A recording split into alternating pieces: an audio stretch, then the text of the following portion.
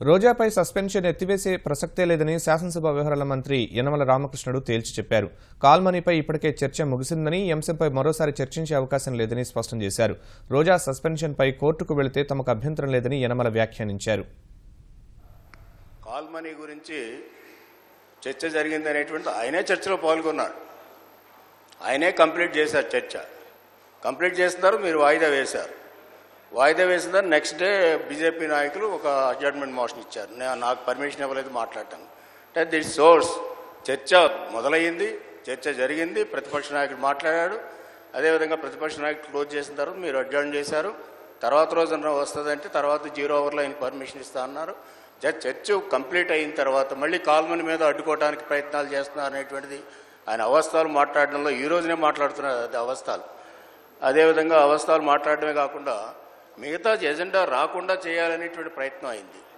ఎంచేదంటే bauxite కానీ, అదేవిధంగా నీరు చెట్టు కానీ, నీరు ప్రగతి కానీ, అంచేత ఈ రాష్ట్ర ప్రగతి ఆయనకు అక్కర్లేదు దేశ. వేళ ఆయన పేపర్లో చూసాం. అదేవిధంగా బెజవాడ ఒక క్రైమ్ సిటీ అని చిత్రీకరించడానికి పేపర్ను వాడుకోవడం, అదేవిధంగా ఈయన మాట్లాడడం, ఇదంతా కూడా ఈ రాష్ట్రంలో డెవలప్మెంట్ జరగకుండా ఉండాలనేటువంటిది ప్రధానమైనటువంటి ఉద్దేశం ఈ వైసీపీది అనేది కూడా ఇక్కడ తేలుతుంది అధ్యక్ష. స్పీకర్ గారు ఇచ్చినటువంటి డెసిషను ఒకవేళ రివ్యూ అడగడానికి మెంబర్కి అవకాశం ఉంటుంది అధ్యక్ష. This decision is not be given by the speaker, this decision given by the house ఇంకా రివ్యూ చేయాలంటే మేము కన్సిడర్ చేయాలి అధ్యక్ష.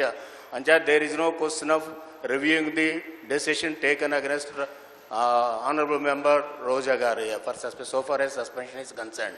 దాంట్లో రివ్యూ చేసేటువంటి ప్రసక్తే లేదు. Government is not incline to review the entire situation.